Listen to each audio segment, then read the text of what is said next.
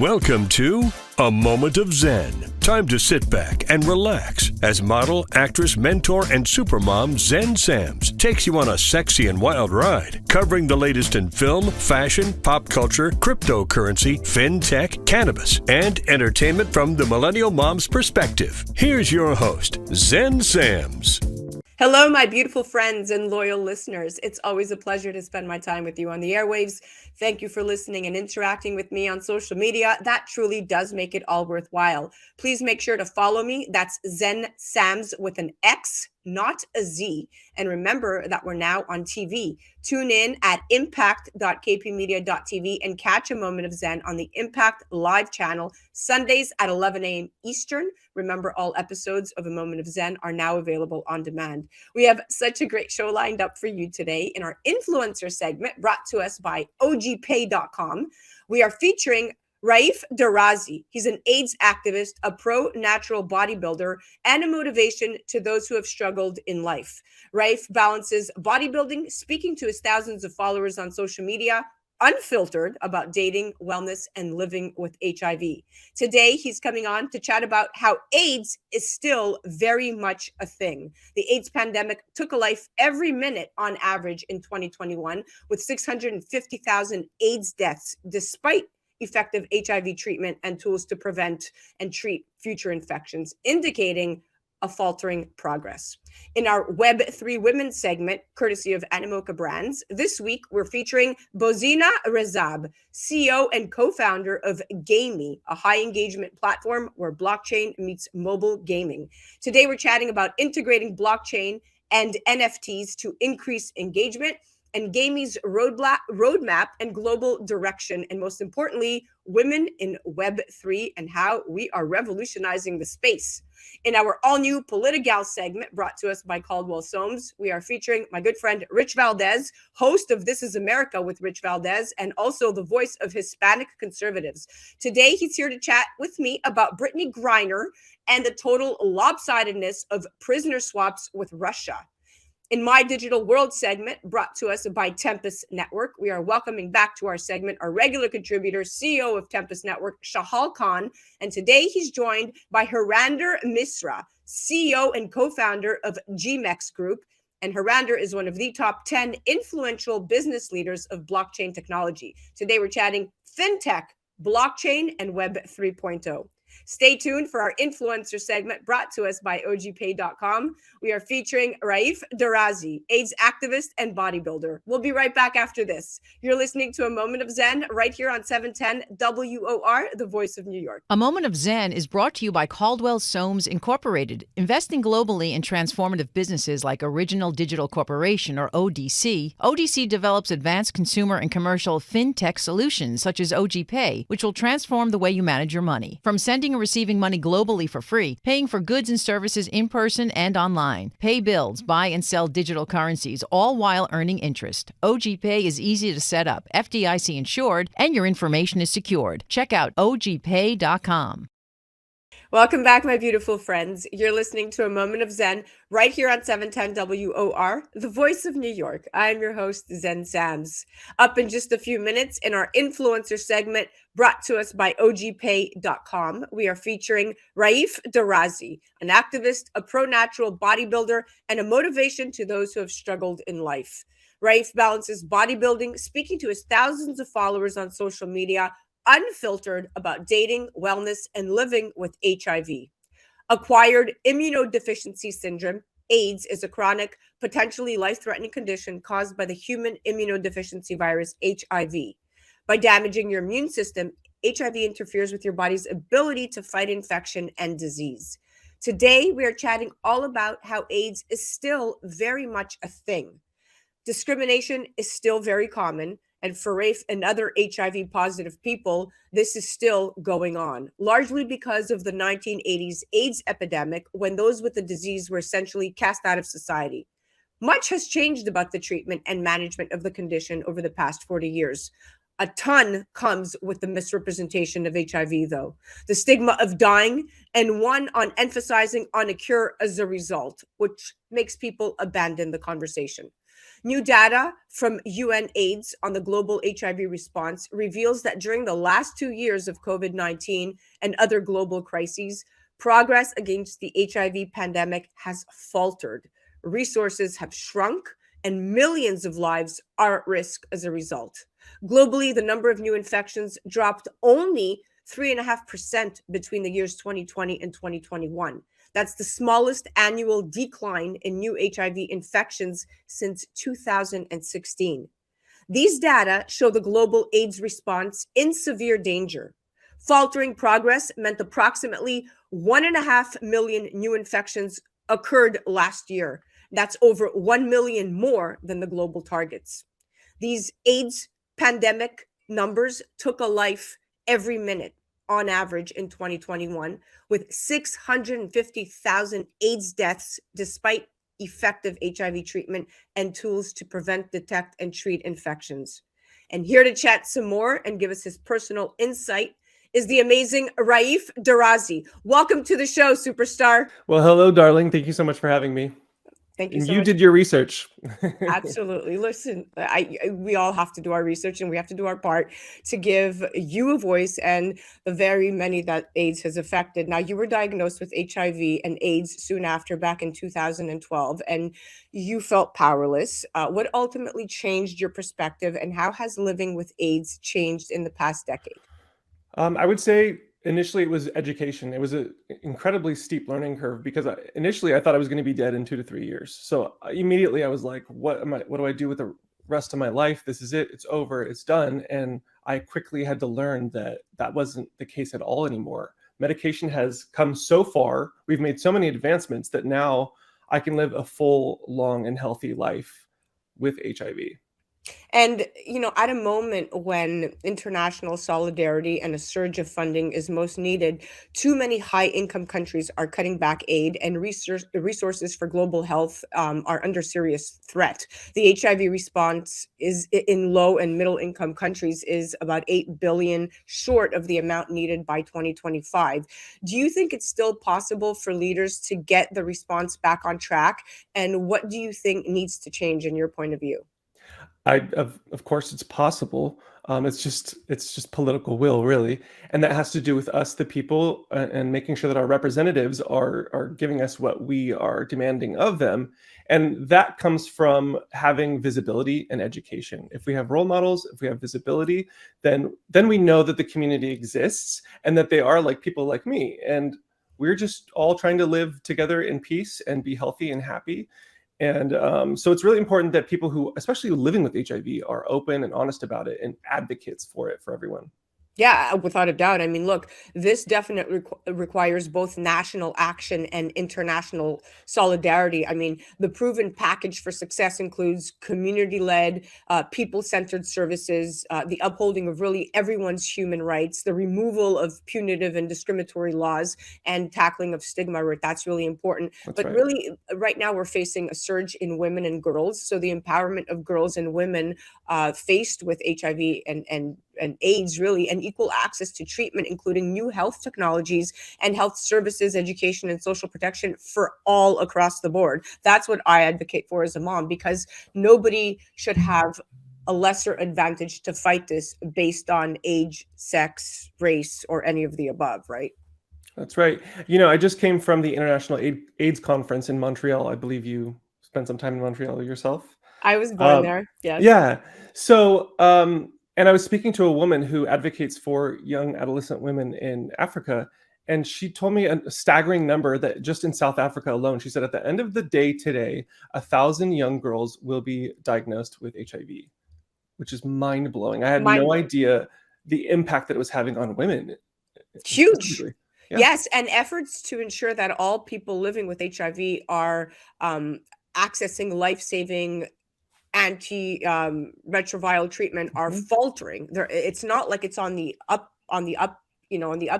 on the upside of the numbers. Yeah. It's really kind of declining here, and the number of people on HIV treatment grew more slowly Raif, in 2021 than it has in over a decade. And while 3/4 of all people living with HIV have access to antiretroviral treatment, approximately 10 million people do not, and only half, and that's 52% of children living with HIV, have access to life-saving medicine. So the gap in HIV treatment coverage between children and adults is increasing rather than narrowing. So yeah, I mean, what do you say to that? I'm not living with this, but you are. But these are frightening numbers. You hit the nail on the head. It's about access. But the insidious part of that is that even when there's access, stigma is preventing access because people are afraid to go out and to get tested. They don't want to know their status. They're afraid to go get medicine. It's that anonymity factor. And if you're outed and people around you know, there could be real and present danger if people know that you have HIV, and there's that intense stigma. Or you could just be ostracized in your society from your work. You could get kicked out of your country. It goes on. It goes crazy. On. What's the hardest thing about living with AIDS? The stigma, for sure. Stigma. And the biggest misconception? What's the biggest misconception? That I can pass it on to you. So there's a worldwide campaign that's being promoted right now called U equals U. Undetectable equals untransmittable. So when you're on effective treatment for long enough, it suppresses your viral load, how much virus you have in your free flowing in your body, to a point where it's undetectable. Basically, it's not there. And so when that happens, you can no longer sexually transmit the virus to anyone else. That's a huge statement. That's a huge scientific finding that the CDC is on board with. The US, the Canadian government recently also is on board, the WHO. All around the world are endorsing this, and people just don't know about it. Or when they find out, they don't believe it. They're skeptical. Yeah.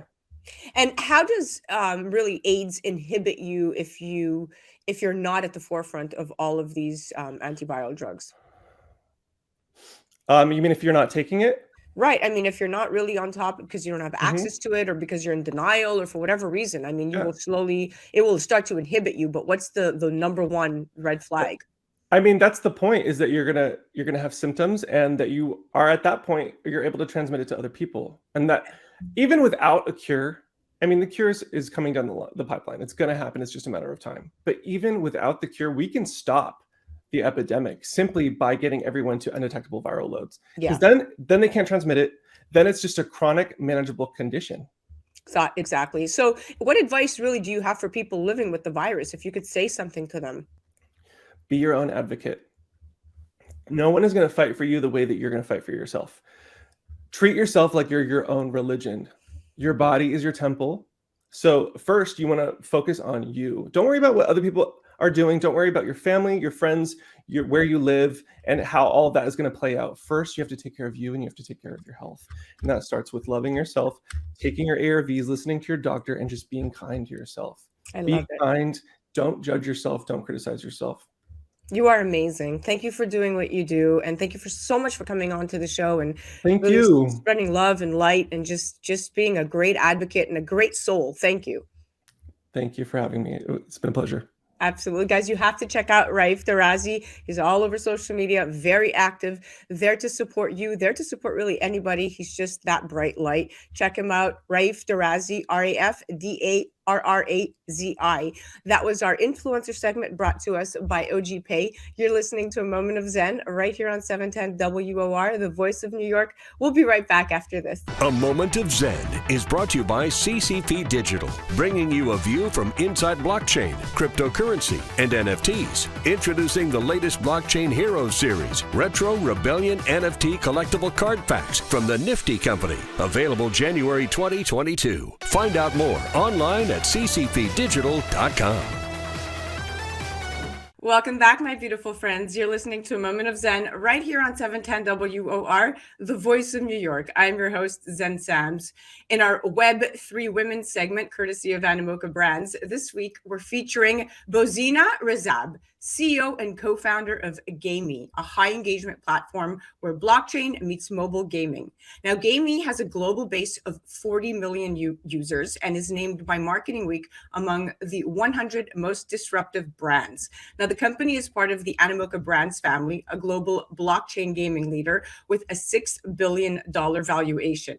Now, Bozena's role is to actively push GAMEE's strategy and introduce digital property rights and the value of blockchain to the gaming audience. And today, we are chatting about integrating blockchain and NFTs to increase engagement and GAMEE's roadmap and global direction. We'll cover that as well. And most importantly, women in Web3. Now, the video game industry is definitely filled with hundreds of millions of players worldwide.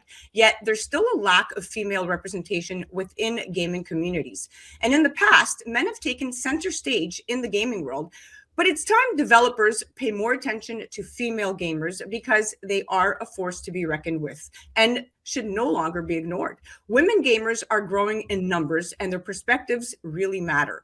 Google Play found that 65% of women ages 10 to 65, yep, that's a broad number, are gamers and account for nearly half of all video game players worldwide. Now, while women from every corner of the globe play video games, they're especially doing so in all of Asia's key markets, including India, Japan, and China. Asia is considered to be the global capital of video games and contributes 48% of the world's total gaming revenue. So those female players have a lot of influence in the industry. Definitely an opportunity to cater to a new audience. A Liftoff study discovered that women are 80% more likely than men to make in-app purchases. So there's a lot of money to be made by being more welcoming to the female players. And here to chat some more is the beautiful Bozena. Welcome to the show, superstar. Thank you for the super nice introduction. Hi, everybody. Nice to meet you. Okay, this is so exciting. I'm so happy to have you on because very rarely do they send me a female expert in the industry, and you are definitely one of them. Congratulations on all of your accomplishments. Okay, so what are a few ways game developers are currently attracting and retaining more female players in your point of view? Well, it's you mentioned about the huge numbers of the players, and I think it comes down to availability of games. The moment, especially my company focuses on mobile games, right? And the moment when mobile games enable distribution of games, we suddenly had not only tens of millions, but 2.5 billion gamers on this planet. So we can no longer think about games as a niche industry, as gaming industry in total is bigger than music and movie, right? And it became part of the culture. So it's no longer the case that we think of gaming as this is only young men in their rooms, playing this nerdy game. It's not true anymore. That's like long the idea long gone. So we do not really have to attract female gaming audience. We already have a lot of it. So the idea is, how do we build games that cater for this audience to have them maybe even more engaged? And the best way is to have the creators to have creators that are women, that are creating games that are attractive for this half of the planet. So it's of course it's about how you market the game, but what is the game about? Do I have a representation of myself, how I feel about my gamer identity? Do I find myself in that game? That comes down to gaming characters, skills, skins, but also about the gaming genres. It all comes down to who designs the games. If the games are only designed by men, this is very hard to deliver, right? So we have to come down to who designs the games. Do we have enough people from female creators creating games? How can we make sure we do? And then we shall see more games that are attractive for women gamers. Female, very well said, by the way, because you nailed it. Google Play found that 60% of women felt that less than 30% of mobile games were made for them. So you're right. By increasing the amount of female characters in a game, women will also feel like they can, relate easier to the characters, as if the game is really intended to be inclusive of women. And also, like you said, it's so important to include women in the development stage to create video games that are more inclusive and more appealing to women. Is really what you're saying at the core, is hiring more female developers. That's a great place to start, so they could provide insight and really fresh ideas from their own experience playing the game. So I think what you're doing is remarkable. Recently, GAMEE, your company, opened the Arc8 gaming platform, and you added the play to earn utility for partner tokens in the form of Arc8 tournament rewards. And now partners can provide tokens for prize tools of games in the Arc8 mobile application to be used for in-game rewards and distributed amongst the Arc8 players. Talk to me about GAMEE's roadmap and global direction, really, at this point. You guys are huge. We've been in mobile gaming industry for 8 years now, and it was not always Web3 gaming. So we started 8 years ago with the idea of connecting people through play and looking into mobile games. How can we create a community across mobile games? So we would not have to ship one game, people play it and leave and be gone. We wanted to grow an audience community that would build with us, would stay with us, and add more content. So we're always thinking, what is the glue that connects people across games? What are some of the gamification ideas? And it came down to recognizing and rewarding gamers' effort, skill, and loyalty. And it does not always have to be monetary. It's really recognition of an achievement, of a competence. People are good at something. And then the community around it, right? It was one of the strongest motivations for people to even play games, is being part of something bigger. So that was our idea of building GAMEE as a platform 8 years ago. And when we started looking into Web3 and blockchain technology, we got really excited because you have this additional layer of this glue that makes this possible, because the community can be rewarded even more, being part of something bigger, because they're real owners of what is earned within that game. So that got us really excited, and we continue building with the vision. Now we have additional tool that's really powerful, that's called blockchain, to make that happen. I love it, because now you're right. The metaverse and NFTs are so community-based, obviously propelled by blockchain, but they're so community-based that many women feel that they have a certain edge over men, per se, because a woman-driven community is definitely a little more chill, a little more supportive, with good vibes, and definitely a lot less toxicity, because we care about that so much. And that allows for the community to grow a lot faster in a better and more organic way. And the beauty of NFTs and a universally accepted blockchain is that if at any given moment the community no longer suits you, you could pick up your digital property and take it to a new one, right? You're not chained to any one platform. And I love that notion. Talk to me more about that notion, the ability to just, really control our own data, really data sovereignty here. Well, with Arc8, you mentioned a little bit of the roadmap, and it comes down to your current question, is the ownership itself. Gamers have known the concepts of gaming currencies and characters for a really long time, but it was always rented only for that specific game. It was never real ownership, because with real ownership, it comes real decision making, how you want to use it, right? Yeah. And what we see in terms of behavior when we give this ownership to players, new ideas start coming up. It makes the ownership of currency character, brings up new ideas for people to organize in communities, come up with different contests, even started thinking about what can we build with the assets that we have and how can we use them in other worlds, which I think is fascinating, because there's suddenly a seemingly small thing turns people into entrepreneurial mindsets, right? And that's really awesome. So on that side, I'm excited to see that movement. Of course, in our case, we have a very large user base of mobile gamers, and part of our mission is making sure we explain and onboard people to blockchain in a way that we show the value. Why is it even good to own a gaming currency? Why is it good to own a game character? Because oftentimes people come to our platform and it's the first time they're opening up a wallet, they're getting a token, and then when they have enough token, they can purchase an NFT. So it's really step-by-step process. But at the end of it, they understand the idea, I own this. So I can even take it outside of the ecosystem and use it elsewhere. And this is also the way how we work with partners. We're enabling partners to bring in their assets into our game in way of rewards, or if somebody owns a specific NFT that's even not ours, they get access to an exclusive game tournament. So we're playing with this idea of interoperability. How can that translate into mobile gaming? And it all comes down to what people care about, what they're passionate about.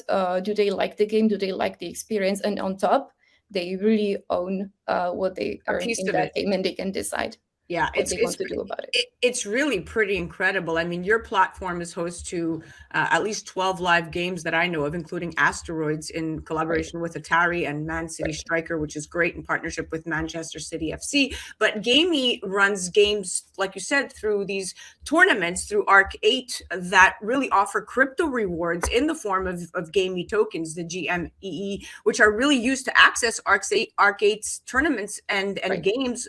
And although some I know are free to play, really your model is very proprietary here, because you're taking both of best worlds. And I know that recently Animoca brand said that, you know, opening Arc 8 to partners and their tokens is really another step in the evolution of the Arc 8 gaming platform into the Arcadiverse. Now, Arcadiverse is a casual virtual gaming space that connects players, brands, and game creators. Talk to me more about this Arcadiverse.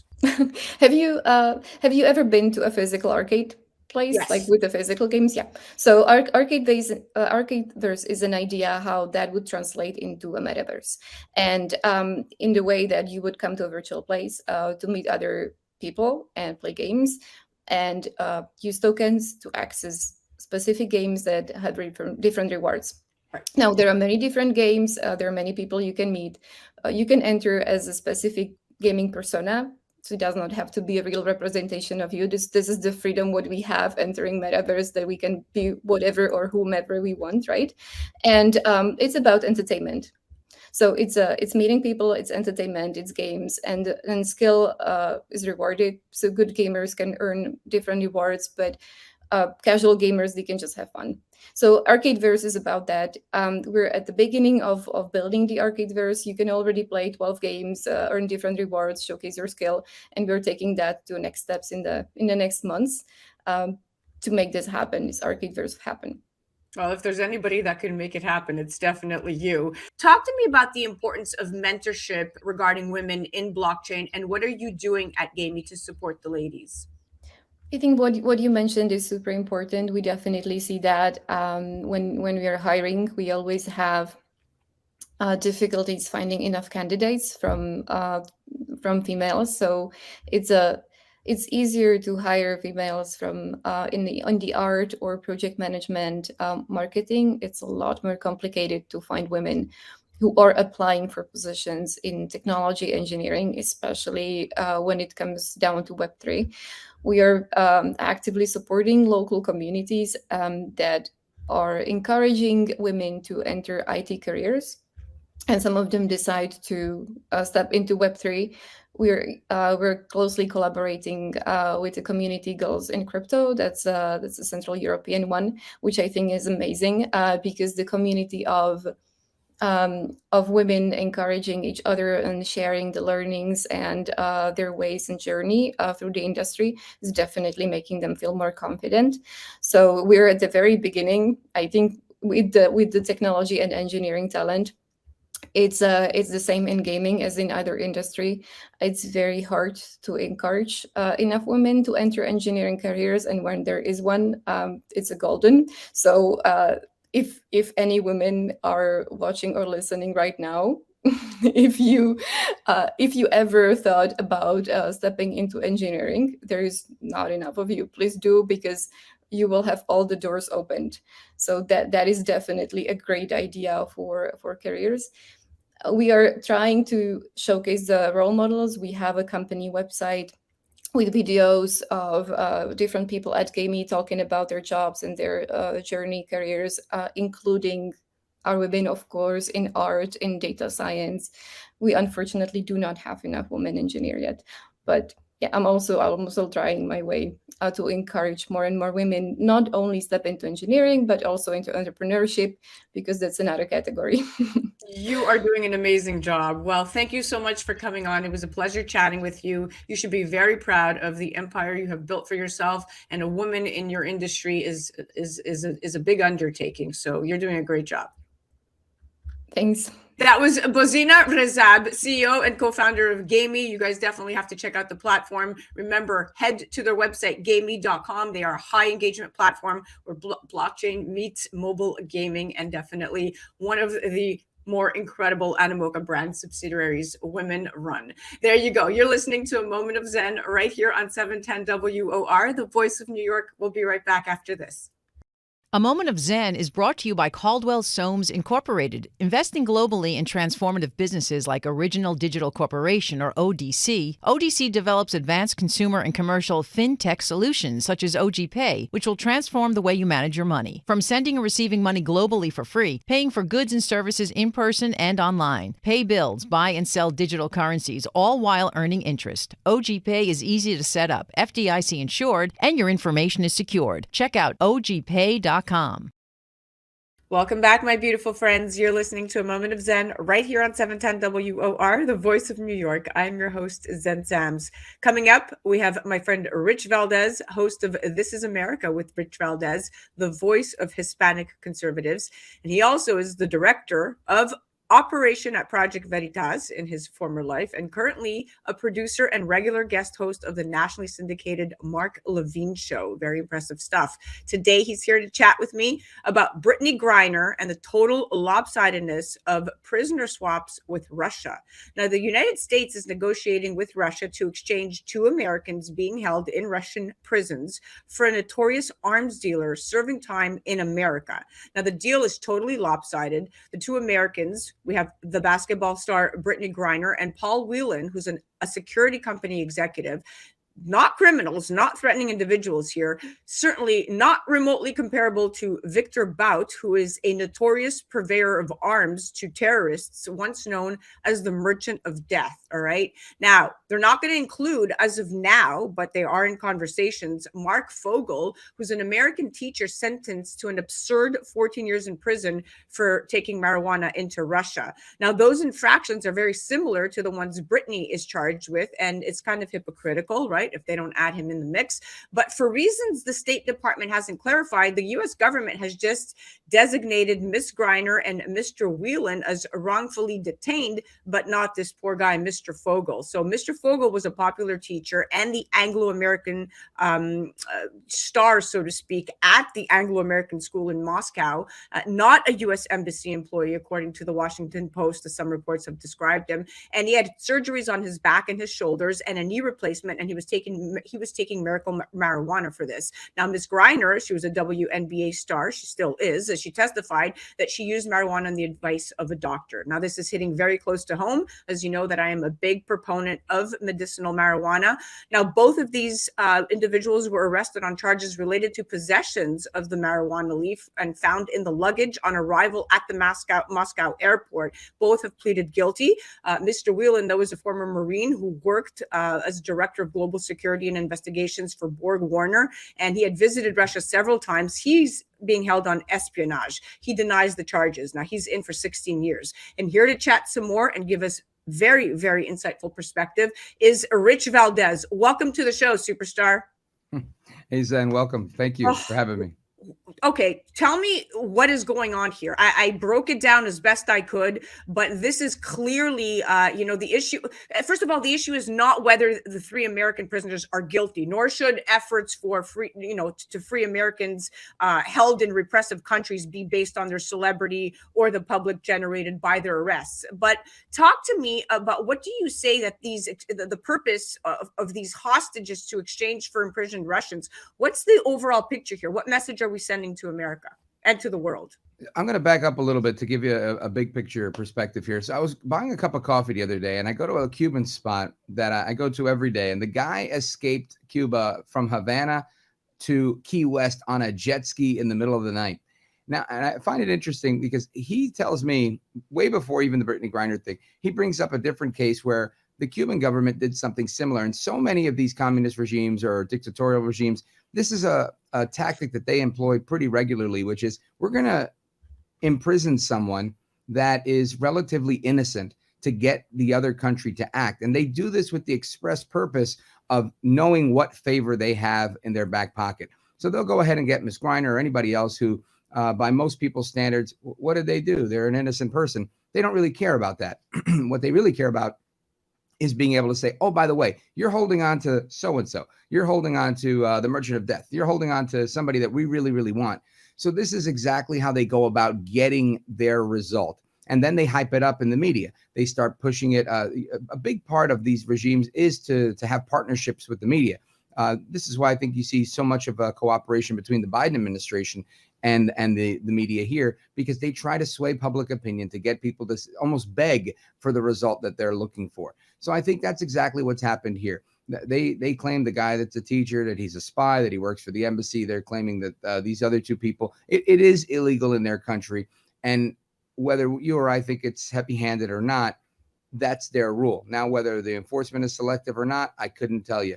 I make it my business to not go to places like Moscow, so they won't take a guy like me and throw me in some gulag somewhere, because I realize there's only a certain amount of places where you're safe. There's only a certain amount of places where your speech is protected. So having that, in the back of my head, I tend to be guided accordingly. Now, so fast forward to this Brittney Griner thing. I think that she was probably targeted by the Russian government because of her celebrity status, because of the fact that she was a woman, because of the fact that she was a minority, ethnic minority, and probably because of the fact of her outspokenness on gender issues. And you put all of that together, and this is something that Russia fights against all the time. And they figure this is perfect. The United States falls into this all the time. We'll use this as the perfect leverage piece to get exactly what we want. And they did. And, like you mentioned, very interesting, the Russian justice system, totally corrupt. But like those in China and Iran, other countries with which the United States has organized prisoner swaps, is notoriously political, like you said. And any American imprisoned in those countries, guilty or not, to your point, is likely being held either for propaganda purposes or as hostages to exchange for imprisoned Russians, like you said. And we see this over and over again. But Rich, is the United States really ready to let the Merchant of Death out of prison? I mean, Victor Bout is one of the world's most notorious arms dealers. And right now, he's going to be the key to a possible deal with Moscow for the freedom of these two or maybe potentially three prisoners. But, they had made an offer, I know, back in June, and a substantial offer made by the Biden administration, and the Kremlin had yet to respond. But if the swap goes ahead, and it feels like it will, it really could transform perceptions of how the U.S. deals with governments who detain its citizens overseas, making American travelers much more tempting targets. What do you say to this? Well, I think that this is a legitimate concern. And like I just said, if I were to travel internationally, I would do it at a time where I believe that the folks in Washington have my back. I don't think that's the case right now. And I think most Americans, or at least the polls that came out, about a month ago, say that most Americans don't feel that America's on the right track. I don't think they feel that the Biden administration, or even the majority party, the Democrat Party, has their best interest in mind. When you look at all sorts of issues, and not to get too off the beaten path, but whether it's our economy, the inflation numbers that are going up, the producer price index that's going up, I mean, you name it, we're not performing well on a number of different levels. So I would not trust our government to watch my back if I were going somewhere internationally. I would expect that I'm going to be on my own. So is the United States prepared to make this deal? You bet. What deal isn't Joe Biden ready to make? He left behind all this military equipment, I think $82 billion worth of military equipment in Afghanistan, which, and again, I wasn't born last night, right? Like the old saying, I was born at night, but not last night. You don't just leave stuff behind. These are negotiated deals where we say, oh, we're going to make a deal and we're going to throw in this. So he did that. So if Biden's willing to make deals like that, he's willing to give seemingly an unending amount of money to Ukraine, I think he's going to be very amenable to giving away whatever prisoners Putin wants. Yeah, it's true. And, at the foot of the midterms, when the Democrats so desperately need a push, and now we know that the LGBTQ community, they're going to be, very, very excited about this prisoner swap. But at the end of the day, the swaps are rarely even. We know that this Russian, Mr. Bout, the Russian guy, is mooted as the price for freeing the Americans, and he has such a notorious history. But to your point, it's money talks and BS walks for the Biden administration. It doesn't make me feel comfortable as an American knowing that this person is being let back out onto the streets, and he could wreak havoc not just to our security but to global terrorism. But it's really hard not to see this as a potential huge victory for Russia and Vladimir Putin, right? An exchange could provide days of propaganda fuel for the Kremlin. Like you said, they're going to really jump on this one. And it could also be, this is going to be useful in procuring weapons for Russia to use in Ukraine with this guy back out on the streets. I mean, but whatever the outcome, it's clear that Moscow already saw both Griner and Whelan as bargaining chips, like you said, even way before any U.S. swap proposal. So this is clearly, they're very, very smart about the way they're doing this. Yeah, well, I think they also have an expectation that they've seen the weakness that Biden has shown, and he's shown that he's a hardcore pacifist. I mean, to the point where the earlier in August, there was the controversy over Pelosi going to Taiwan. You look at something like that where the Chinese were really taking a strong position saying, you better not come because we're going to do X, Y, and Z. And the American president sat there and just said, well, she's free to do what she wants to do. But, our military says it's probably not a good idea. This type of pacifistic approach does a real disservice to America. America needs to stay strong, especially in the face of dictators like Putin and Xi and others. Without a doubt. And at this point right now, symbolism matters. Symbolism matters a great deal. You have Biden fist bumping last 2 weeks ago with Mohammed bin Salman, and that really had a poorly received, effect with in terms of our stance with the world. I mean, they got us exactly where they wanted us, and we got no oil deal. Now you have him, doing prisoner swaps and freeing a prisoner like Bout. It is definitely a risk, right? It's not close to. He's not only close to Russian intelligence, Rich, but he is a future threat. He was convicted in 2011 of conspiracy to kill Americans, amongst a lot of other charges. And a high-profile swap like this is definitely sending a message to hostile governments around the world and bandits around the world that the U.S. is ready to cut deals to get people home, and that's just not okay. Sadly, that's the truth, Zen. I think you hit the nail on the head, and we're going to see more of it. And it seems like Biden, I think he's just been in Washington too long to see from the outside with that freshness, that perspective, where I think Biden is very comfortable with saying, hey, look, folks, my hands are tied. These are our people. We got to get them home. And that's it. And he's just going to come out with some platitude and say, look, we got to let all the terrorists go. We've got to do the right thing. And then he's going to go for a walk with his wife on the beach and forget what he did and shake hands with the air. And America's going to be much worse because of it. Of course. And, look, if you look at the history of prisoner swaps, right, both of Biden's immediate predecessors, right, if you look at Obama and Trump, they both did deals with U.S. enemies like the Taliban and Iran to get Americans home. But this case is especially treacherous given the high profiles of those involved. So at this point, Biden really has to weigh the human consequences against the geopolitical costs. Does it really make sense for Bout to remain in a U.S. cell if he could be used to get 2 American lives home? Of course, that's a great point.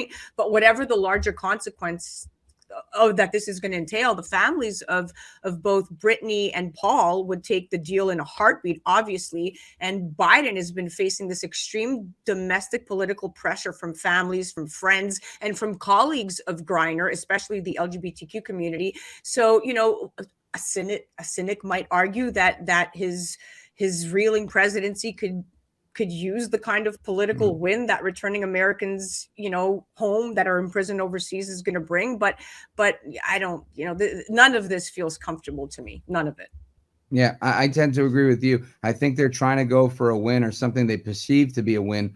But I think it's a little too late. A lot of damage has been done. I don't think there's a lot of winning that Biden can do between now and the midterms. I don't think there's much he can do between now and his reelection. But it is, that's a lot of time. So that's a lot of time. We'll leave it at that. And we are out of time, my friend. But thank you so much for coming on and enlightening us. You are not just the voice of Hispanic conservatives, but definitely the voice of reason. Thank you for coming on, Rich. Thanks, Zen.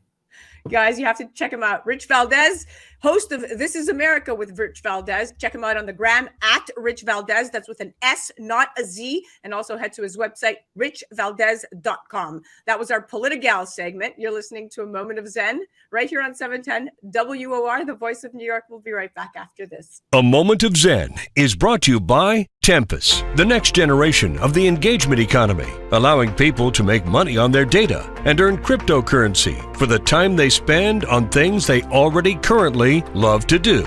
With Tempus, brands will have the ability to pay you directly for interacting with apps, watching videos, playing games, and more. Tempus, the time is now. Engage and earn.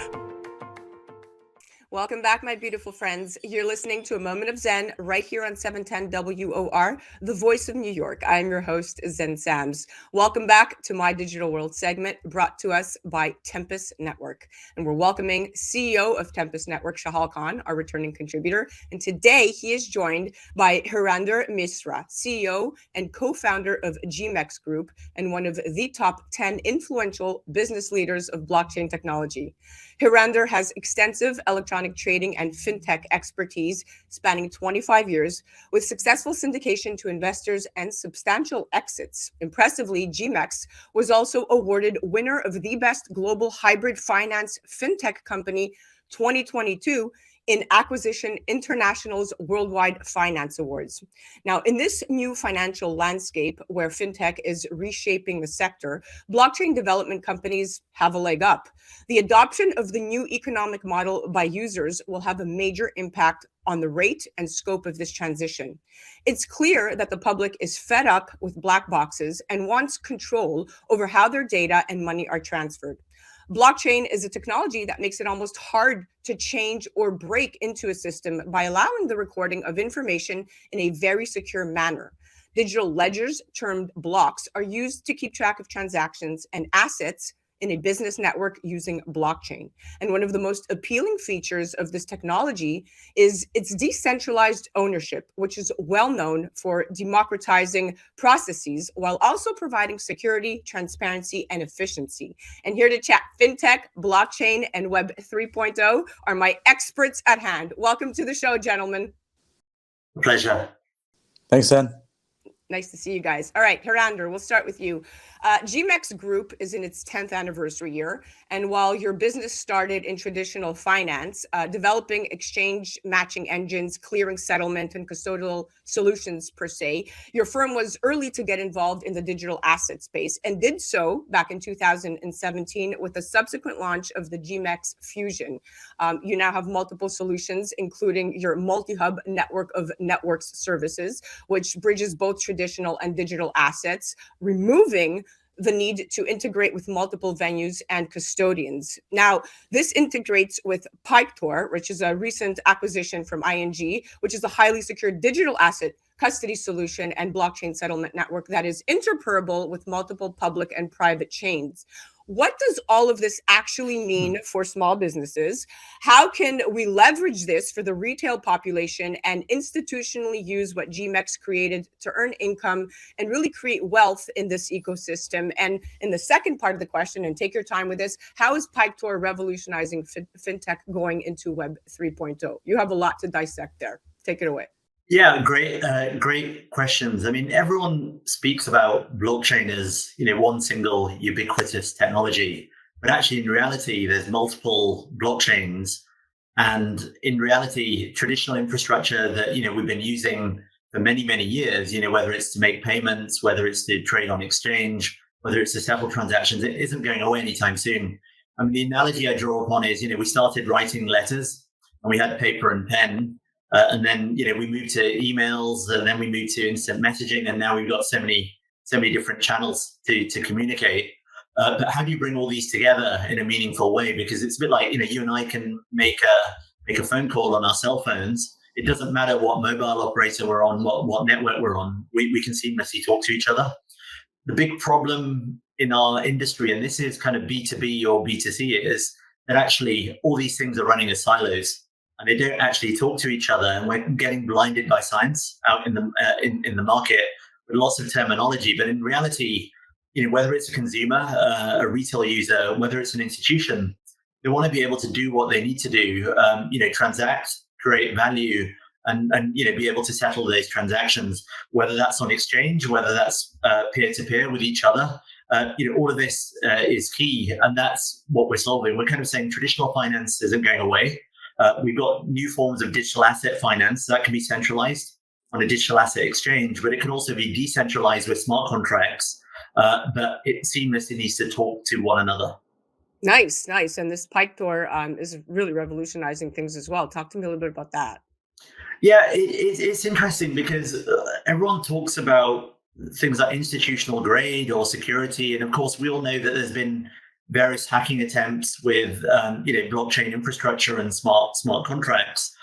What we liked when we made this acquisition and we engaged with ING was here was a piece of technology and then an associated network that had been built by a bank for a range of financial institutions, whether it was banks, asset managers, and legal firms and other types of corporations that had been battle tested under a UK sandbox regulatory regime with multiple types of use cases. And what it did was two things. I mean, one, we all know digital custody is very, very important, but actually there's different forms of digital custody. It can be centralized, and that's okay. Certain offerings out there run that. But equally, whether it's retail users or other types of institutions, it can also be decentralized as well, where everyone's running wallets. But how do you control those, and how do you use those assets to trade? Even things like using them as collateral and being able to use them as credit without moving all these assets around, which can be energy inefficient and doesn't quite work so well in periods of high volume. This is what it addresses, actually. It's quite revolutionary. If you look at the bigger picture, this is going to change the scope of how transactions are really going to occur seamlessly. Shahal, in the banking business, blockchain expenditure accounts for roughly 30% of total spending, according to Statista. And in this new financial landscape where fintech is really reshaping the sector, we've said blockchain development companies have this leg up, and it's clear that people do want to kind of change the way they're doing things, and blockchain technology makes it almost hard to break into these systems. But one of the most appealing features of this technology is its decentralized ownership, which is well known for what we've been talking about for forevermore, democratizing the processes, right? Talk to me about where fintech is headed, and if played out with the proper model, does it have the potential to turn central banks upside down? Well, look, the most important thing that we've always been focusing in on in all the projects that we're doing in this area is how do you allow an individual, a identity to be correlated with the ability for that identity to have some sort of a value that is able to be verified across the board, so that entity or that identity or that person that was not able to be banked, or that person wasn't able to get into other jurisdictions and deal with other traders or deal with other financiers or other counterparties, now could do it because they're actually having a verification identity, a KYC, an AML. They're able to put all their assets in a verifiable format, right?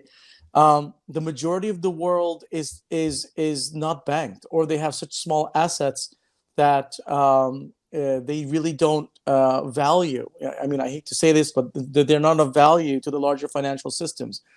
And, the world's got to now move to that area where the 3.5 billion people or the 4 billion people that are unbanked or have assets but aren't able to gain any sort of value out of those assets are able to do so now. Yeah. That turns everything upside down when it comes to central banks that are essentially a pyramidal, sort of way of designing where the capital or the currency is created at the top and filters down, towards the larger bottom. This way around, where I see the future is when it's the bottom and the assets at the bottom are now correlated, verified, and put on a verifiable chain. They can then group together. People can group together as they're doing, for example, in guilds or communities or DAOs or whatever you want to call them, but in crowds, and come together with larger forms of asset value and, put them into, let's say, joint custodianships, and then trade or create their own sort of financing banks. Like we used to have, savings and loans in the United States a long time ago, which was designed just for this. So people didn't rely on a central banking system, but they relied on each other or their community. And I think because of all the geopolitical strain and the debt strain on central banks, this is a way that where people are going to have to bank with each other in the future or trade with each other in the future if they don't want to be under the central banking regime or have an alternative to it.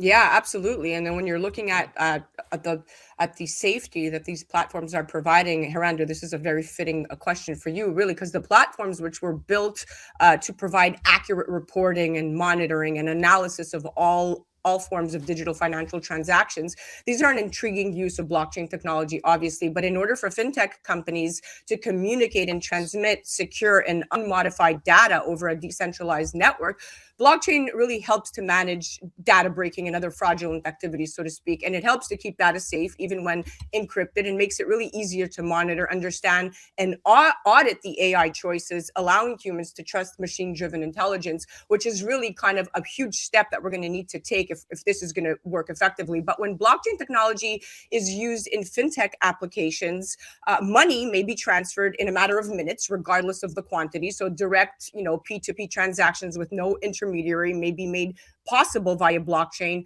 and via powered finance apps using blockchain. Talk to me about how this very notion is going to come in and basically revolutionize GameFi, per se. Yeah, excellent question. I mean, one thing which we've discussed is the old and the new has to coexist.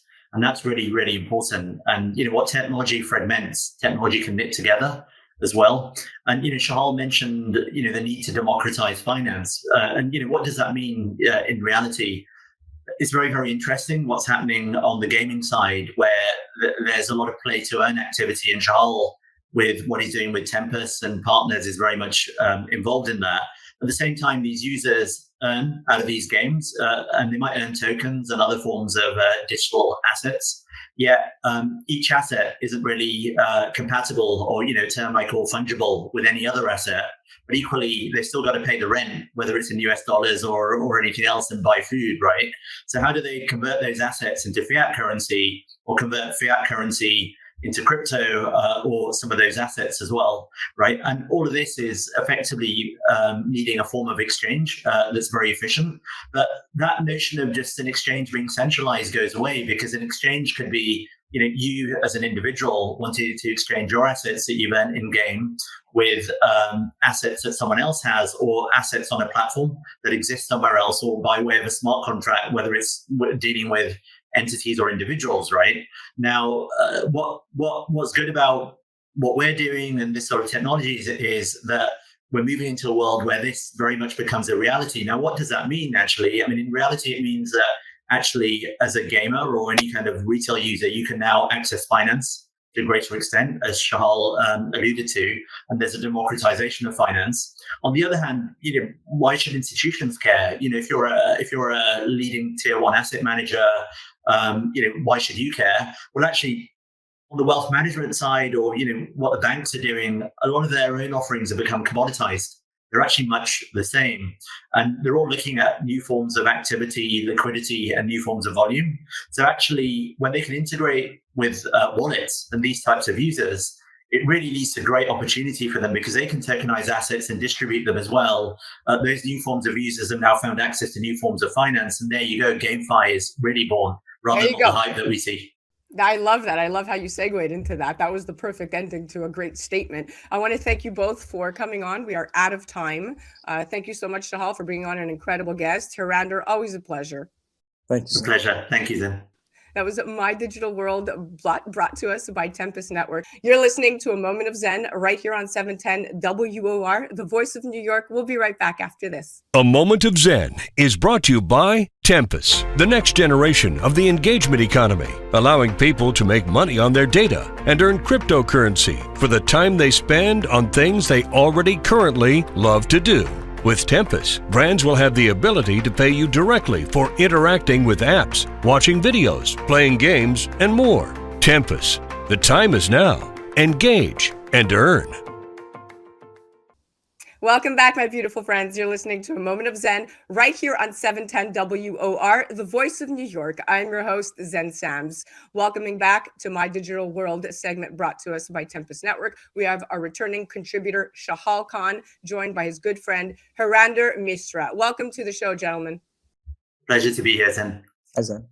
All right, Shahal, it's no news that really that fees and other maintenance-related charges have allowed a large percentage of the population to gradually lose interest in banks and really any form of digital payments. We've been talking about this for quite some time now.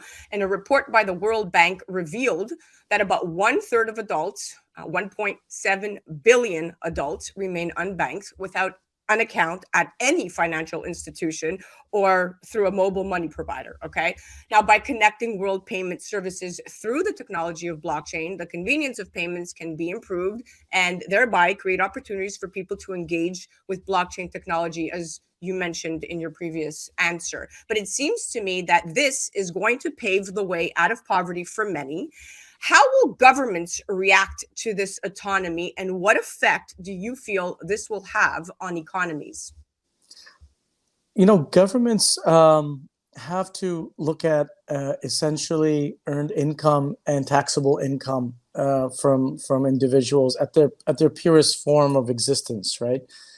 Anything beyond that starts to get into some sort of really edgy areas of government interference in terms of economy of the individual, right? In what's going on in today's world, people require modes of income that are keeping up with inflation, that are keeping up with the rising costs.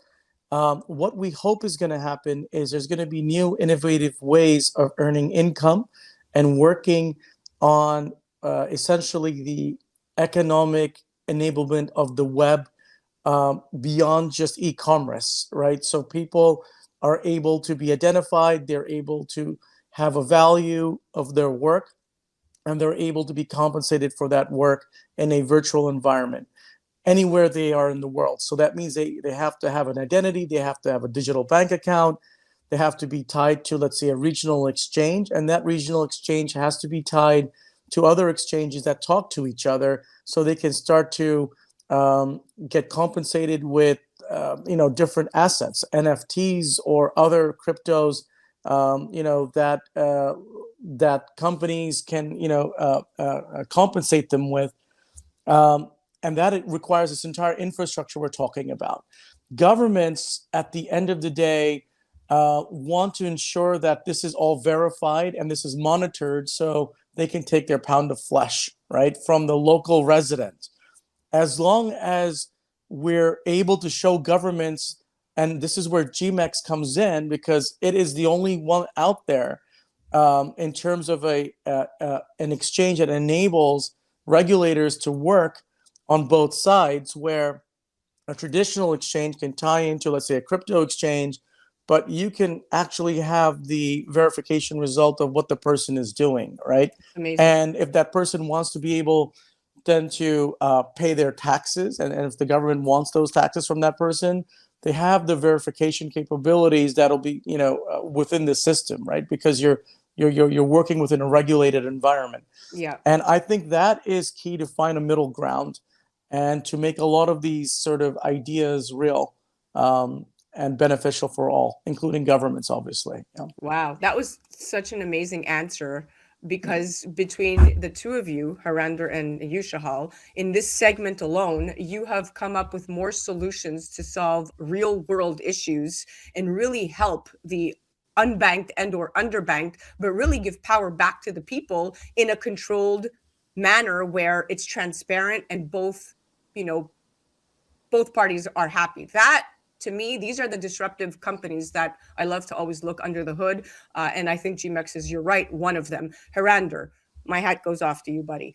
Let's talk about cross-border transactions. All right. So traditional cross-border transactions remain one of the most inconvenient consumer transactions, plagued with delayed processing times and exorbitant fees and a lack of transparency. Right. But transfers between smaller banks into different countries can be extremely expensive. We know that, and that's even worse, and slow due to the reliance on intermediaries and interbank relationships.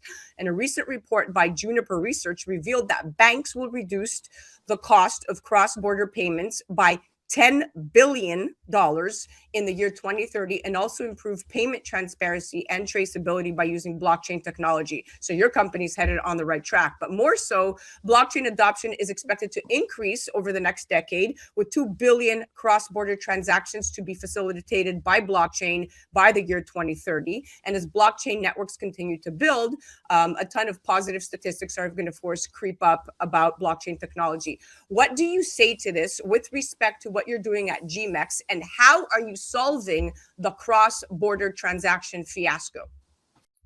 Excellent question. I mean, much like what Shahal talks about, with central banks and then need for improvement, where there's a central bank digital currency or not in any jurisdiction. One of the things we've got to actually realize and acknowledge is actually there's no such thing as a global bank. There's no such thing as a global exchange or a global custodian, and regulations can be different in each of the countries they operate. Certain initiatives out there that were quite high profile that talked about kind of a seamless stablecoin, came a cropper just because they didn't acknowledge that fact. So what that means is, those different nodes need to be kind of knitted together in a way that they talk to each other efficiently. And that could be traditional payments, because that isn't going away with SWIFT network. Obviously, with the geopolitics out there, other jurisdictions are also creating their own networks between them, some of them blockchain-based, some not. But in reality, it shouldn't take 3 to 7 days to send a fiat payment, in one currency and see it in a bank account in another country in a completely different currency, with lots and lots of charges that actually, given as a percentage of the transaction, become very, very high and untenable. Yeah. With technology these days, that construct, which is decades old, because it's running on kind of IBM mainframes and legacy technology. Technology's advanced now. I mean, we can just see that with mobile phones over the last decade. I mean, let alone 2 or 3 decades, and even laptop computing. We do this day in, day out, and the back end plumbing just isn't up to the job. So I think in this day and age now, with what we're doing with infrastructure, it makes it seamless to affect a transaction, and that could be, let's say, fiat being transferred somewhere, converted into crypto. At an optimal rate, but equally that crypto then in turn being used to purchase securities, and those securities could either be digital securities or traditional securities. And so all in all, you end up with smart contracts and atomic swaps, as well as being able to kind of access central liquidity pools that are more like traditional or CeFi type exchanges, centralized finance exchanges. And all of this becomes seamless, and it's done in a way where each of those nodes has regulated entities on either side, so that you're orchestrating that interaction in the middle. Incredible. There's very few times where I look at companies and I get really excited, because usually it would be a lipstick company or a beauty company, or maybe even something in the metaverse that's really flashy with graphics. But in this particular case, when you look at GMEX and you look at what you're doing and you look at the real applications and the solutions that you're providing for the infrastructure that we need to be able to move into, even Web 3.0, or even have a lot of this facilitated in a more fluid way, because there's been so many roadblocks in this particular industry in fintech. But what you're doing is fascinating. So I'm very excited about it. And it's just, to me, every time you're telling me about how you're solving another real world issue, it's really translating to saving money in my pocket. So good job. We are out of time, and I wanted to thank you again for coming on. Shahal, thank you for bringing on Hirander. Great guest, Hirander. Thank you so much for giving us so much insight into this, what could be a very complicated topic, but you simplified it as best you could. So thank you. My pleasure, Zen. Thank you. Thank you, Shahal. Thanks a lot, Zen. Thanks, Hirander. Thanks, guys. You definitely have to check out Hirander Misra, CEO and co-founder of GMEX Group and one of the top 10 influential business leaders of blockchain technology. Definitely head to their website, gmex-group.com and tempus.network. That was our My Digital World segment brought to us by Tempus Network. You're listening to A Moment of Zen right here on 710 WOR, the voice of New York. We'll be right back after this. If you've missed out dining in New York City for the past year, it's time to visit the legendary Vice Cucina. Located in the heart of Midtown, Vice specializes in blending delicious Northern Italian and American cuisine with dishes such as the incredible taglione lobster, ravioli masala, ossobuco, and pappardelle al telefono, along with many other mouthwatering offerings. You deserve a great night out. Call Vice Cucina 212-757-2600 or online at vicecucina.com.